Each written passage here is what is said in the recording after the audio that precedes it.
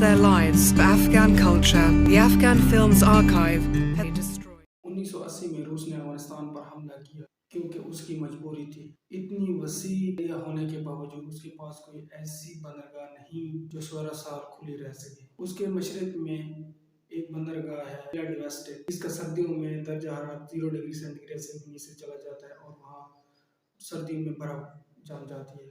جبکہ امریکہ کے مشرق میں نیو یارک کی بندرگاہ ہے جو سارا سال کھلی رہتی ہے۔ اس کی ایک وجہ ہے کیونکہ اس کے مشرق میں بحیرہ قانوس میں ایک گرم پانی کی رو بہتی ہے جو تقریباً خطہ استوا سے اتنی دور ہے جتنا کہ ڈیولا ویسٹ۔ اس کی چوڑائی تقریباً 300 میٹر ہے۔ برف کی بندرگاہ جو ہے سارا سال کھلی رہتی ہے کیونکہ وہاں سردیوں میں درجہ حرارت 0 ڈگری سینٹی گریڈ تک نہیں جاتا۔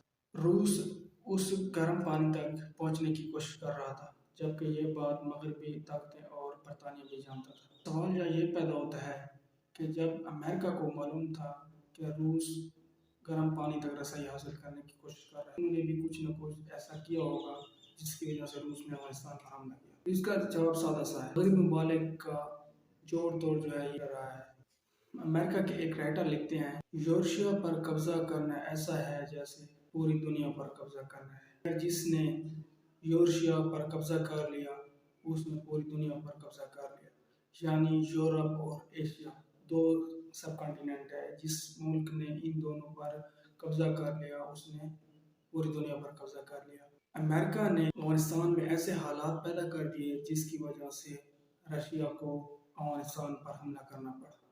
اس کی وجوہات ہیں 1978 میں وہاں کی سینٹرل گورنمنٹ کو، جس کے سرپرست محمد داؤد خان تھے، اس کے تخت کو الٹا کر حکومت کو دو سیاسی پارٹیوں، پیپل پارٹی اور دوسری بینر پارٹی۔ پیپل پارٹی جو کچھ عرصہ پہلے پیپل ڈیموکریٹک پارٹی سے نکلی تھی، حکومت گرنے سے کچھ عرصہ پہلے ہی اس نے اس کے ساتھ اتحاد کر لیا۔ اس طرح سینٹرل حکومت کو گرانے کے بعد جو حکومت تھی وہ دو سیاسی پارٹیوں میں تقسیم کر دی گئی، پیپل پارٹی اور دوسری تھی بینر پارٹی۔ یہ ایک ایسی حکومت تھی جسے لوگوں کی سپورٹ بالکل نہ ہونے کے برابر۔ اس کے بعد سوویت یونین نے اصلاحات شروع کر دی، زمینی اصلاحات اور معاشی اصلاحات، جس کے بعد وہاں کے مسلمان اور دوسرے لوگ شدید ناراضگی پیدا ہو گئی۔ وہاں کے لوگوں کی بغاوت کی وجہ سے اور دونوں پارٹیوں کی اندرونی لڑائی کی وجہ